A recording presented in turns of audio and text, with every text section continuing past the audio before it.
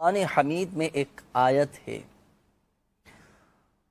اور وہ آیت بڑی ہی عظمتوں والی اور برکتوں والی آیت ہے۔ حدیث پاک میں ہے کہ قرآن مجید کی آیتوں میں بہت ہی عظمت والی آیت ہے، اور وہ آیت کون سی ہے؟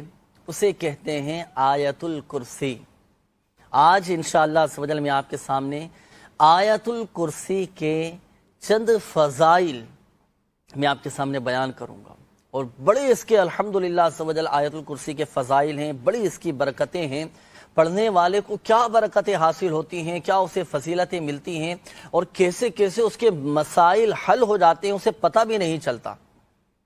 چند ایک فضائل میں آپ کے سامنے بیان کرتا ہوں، اچھی اچھی نیتوں کے ساتھ رضا الہی عز و جل کے حصول کے لیے آپ یہ سنیے اور عمل کرنے کی بھی نیت کیجیے گا۔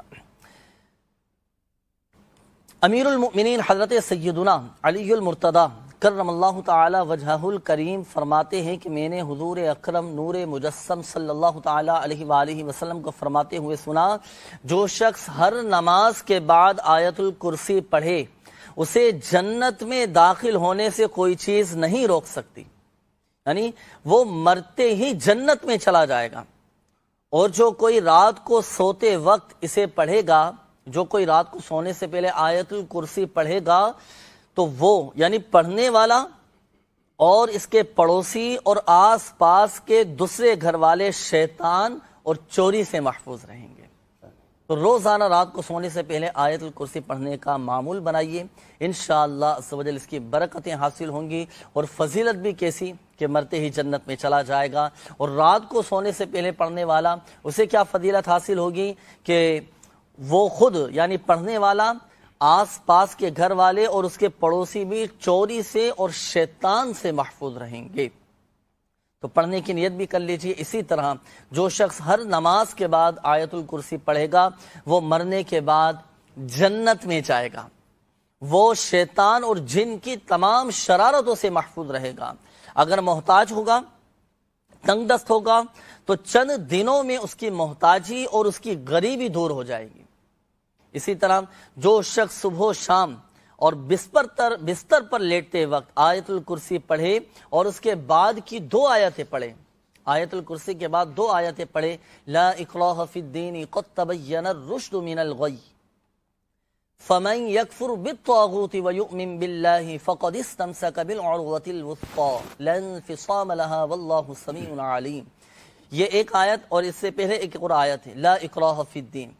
آیت الکرسی کے بعد یہ دونوں آیتیں پڑھے تو وہ چوری، غرق آبی یعنی پانی میں ڈوبنے سے اور جلنے سے محفوظ رہے گا۔ تو کتنے اس کے فضائل و برکات ہیں ناظرین۔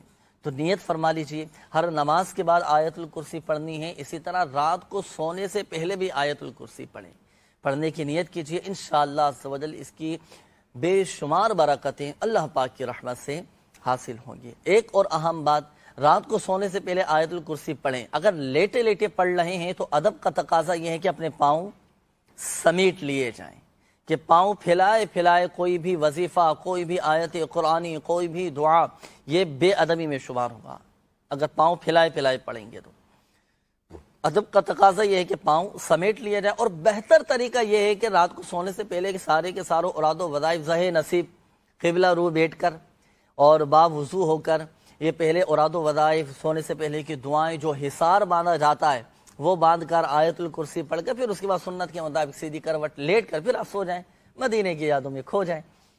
الحمدللہ عز و جل برکتیں حاصل ہوں۔ جتنا ادب کریں گے، جتنی احتیاط کریں گے، انشاءاللہ عز و جل فائدہ حاصل ہوگا۔ اللہ پاک ہم سب کو برکتیں نصیب فرمائے۔